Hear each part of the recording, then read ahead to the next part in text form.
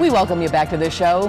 Ferguson, Missouri has been the scene of protests for the past week after an unarmed black teenager was killed by local police. Let's have a look at the latest news and take a fresh outlook on this highly volatile case. I know everyone's concerned about the murder of Mike Brown in Missouri. Hundreds of people gather in rallies and vigils across the country to support in solidarity with 18-year-old Michael Brown. In Los Angeles, supporters held signs and marched through the streets. In New York, supporters chanted, "Hands up, don't shoot," in a peaceful demonstration. Hands up, don't shoot! Hands up, don't shoot! Brown was shot in the head and chest after an incident with police over the weekend. In Ferguson, the officer who shot Brown has been identified. The officer that was involved in the shooting of Michael Brown was Darren Wilson.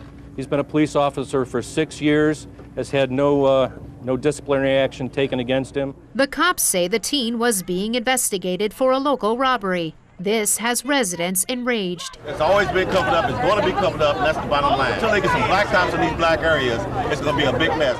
Witnesses to the shooting say Brown raised his hands to surrender when he was shot. The witnesses actually seen him put his hands up and say, you know, I'm surrendering, and here he is, he goes down, you know, on his knees and still gets shot again. Police had held back naming Wilson for nearly a week because of fears he could be harmed amid a volatile and sometimes violent week of angry protests that have followed Brown's death. Now is Dr. Yohuru Williams from Fairfield University, and before we do get into this very tough discussion, we do want to congratulate you on your promotion at Fairfield University. If you can kindly just tell us exactly what you've been named and promoted to. I'm the new Associate Vice President for Academic Affairs. So. Excellent. We are very proud of you. Thanks. So thank you so much. Okay, we are talking about this case, and it has been, we've seen the stories, we just watched this one. I was actually in New York City 2 nights ago, and there were protests going through the city, Times Square, and I couldn't actually get through. There have been similar cases. Why has this case resonated so much in not only Ferguson, Missouri, but throughout the United States? We'll start with you, Dr. Williams. I think partly because we've seen over the last year in particular a number of cases that fit this profile. Mm-hmm. There was a great deal of outpouring over the case of Trayvon Martin, the young man who was killed in Florida. Mm-hmm. And the verdict in that case, of course, resulted in a lot of trauma, a lot of angst, a lot of anger and frustration over these types of situations. And then, of course, this case where you have the killing of an unarmed 18-year-old by police, again, brings up all those feelings. So we really haven't had a break. And thanks to social media and the democratization of information, the fact that people have more access to information, we're more aware of cases like these. They're caught on camera in many instances, and that, of course, is going to inflame passions and make people more aware of this as a problem. And there seems to be such a distrust of the police department. We talked about that earlier. Now, we have to mention that not all cops are bad, of course. Right. They do protect. And Dr. Bart, I know you had some feelings and wanted to share your thoughts on that. I do have some strong feelings here because I've evaluated personally a few thousand probably police officer candidates and also police officers who have had some problems on the job. And many of these guys and women do a fine job, just a great job. But I think what we're talking about here is a culture within some police departments which is really untenable, really terrible. Sanford, and now this one in Ferguson. I see a police department that's loaded with a lot of problems, a lot of issues, and unfortunately, they do not represent police in the proper way. These departments do not know how to do community policing, and they're not sensitive to the minorities in the district. Let me ask another question. Would we have seen the same type of reaction if it had been an African-American police officer? Or a white victim. I mean, you know, look, I agree with you that I think that these are leftover feelings with Trayvon Martin, and some people that just didn't quite heal, so they were ready to jump on this. Look, there are two sides of this, and we don't know. And to blame the police department just in a blanket statement, I think is very, very unfair. You don't know what this police officer did. I mean, one of the stories says that this guy was choking him, struggling in the car, grabbing his gun. Well, you know, he's a police officer. What's he going to do? I mean, and then you see the stills in the store of him grabbing someone. He's this huge guy. guy. He's grabbing someone in the store. I mean, so look, I mean, there's some evidence here that this guy could have, you know, caused a problem. So just to say a blanket statement that all cops are bad or these cops are bad, I think is very unfair and very unfair to this police officer. We don't know yet. But even the police captain admitted that there was nothing that this incident that took place was not related to whatever took place in that store. Right. And the video is not as damaging as the stills that were taken. It shows, you know, this young man pushing someone, and there's some question as to if this is actually the individual who was killed. But I mean, it's the same theory that Dr. Bart is talking about, you know, some behavior. I mean, is that going to promote that? Because you're talking about just in general and judging this officer for that reason. I'm talking about a culture that exists. I know, but that does not mean that this officer did something wrong. I'm saying in some police departments, but you're connecting it. There is a terrible culture. We have a situation in New Jersey. We are innocent before proven guilty. Well, we have a situation in New Jersey. Let's put it out there.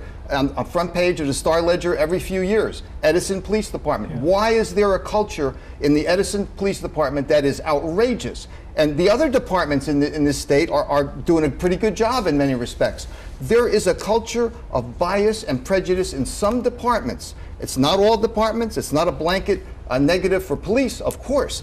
But this and Sanford have similar. I think that got this worse and fueled the fire. I mean, he might be guilty, might not be. I'm going to talk about something else, and I believe the Admiral is still with us in Washington, D.C.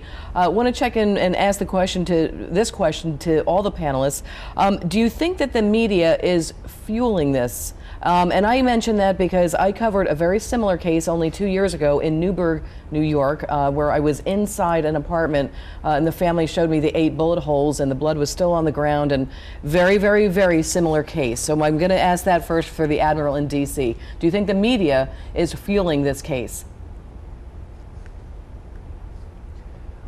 I think clearly we are hearing about it via the media, but I don't think that the media is intentionally fueling this fire. I think, Mia, that the main thing for us to do with a tragic circumstance like this is to try to learn the right lesson. And let's not be simplistic and say, police forces are racist, let's do something about it. I think that this is really a lesson about policing itself, as Dr. Bart talked out. Unfortunately, in America, according to government statistics, about 400 Americans each year are killed by police officers in the course of arrests. Since 75% of America's police officers are white, the majority of those events are perpetrated by white police officers, and a certain percentage of those victims are black. But the real issue here is not the way that this particular officer felt about that particular young man. It's the fact that that young man was running away from the car and was shot by the officer and then turned around and was shot again. And there are multiple witnesses to this, and I'm sure the investigations, of which there are multiple, will bear that out. There are things going on in certain police departments in the United States that we in the military weren't allowed to do in Iraq or Afghanistan. It's that militarization of the police force that should be the lesson we learn from this sad episode. Well, and that brings up a good point, Admiral, because a lot of folks have been discussing as well the fact that many of the local police departments are equipped with military-style guns and other gear. Do you think that's necessary? I mean,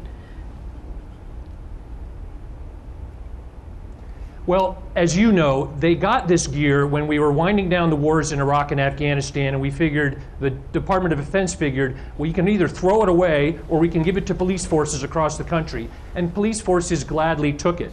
And they anticipated using that equipment when they really needed it.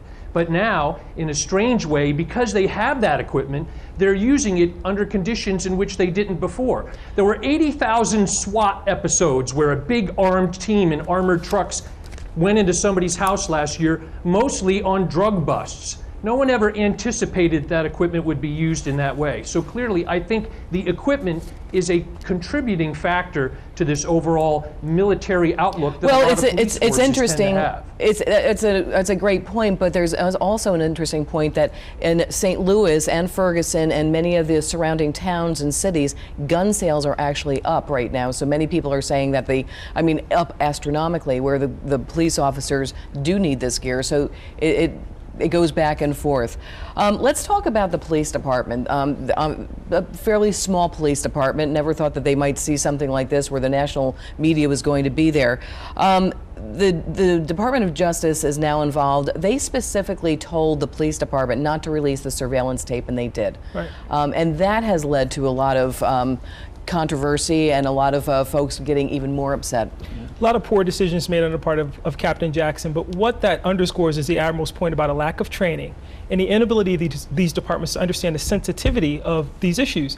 This is a community that's 67% black. The police force is 94% white. There are some major demographic shifts that have taken place in Ferguson and communities all over the country, and now these communities that were once predominantly white have this large influx of people of color in their midst, and they're policing them as an occupying army with the hardware, of course, the instruments of war to do so. That's creating a huge problem, and we need to talk about that too, these sealed communities, hyper-segregated communities, and the way the police really are treating the residents as, criminal. And Dee Dee used the expression innocent until proven guilty. That applies to Mike Brown as much as it does to the police. It absolutely does. I agree with you, but what I'm saying is I think that this has already been tried by the media and by social media, and it's like, look, maybe he's a dirty, rotten scoundrel. I don't know, but we don't know yet. And that's a good point. He was a 6-year police officer. Right. He was on the force for 6 years, and he never had any complaints against him.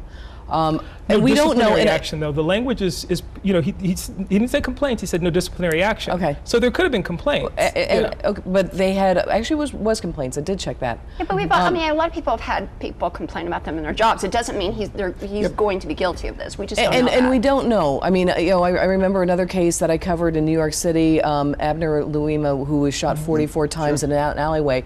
A horrible, horrific case, but those bullets start flying, and there's fear, and there's adrenaline going, and I don't know how. I mean, the police sometimes are not trained enough with firearms. We know that. Right, but I think the point here that we're really getting to is that there are some departments that know how to do community policing quite well, and we see that across the country. And then there are other departments that don't do that well. There's probably bias, and there's a culture that is not right within the department. And some departments actually have people in play where they check and balance their own behavior. Well, I think that's what the Department of Justice is doing, and the governor, of course, gave over the rights to the California Highway Patrol as well, and we saw tensions come down. Unfortunately, last night it changed again.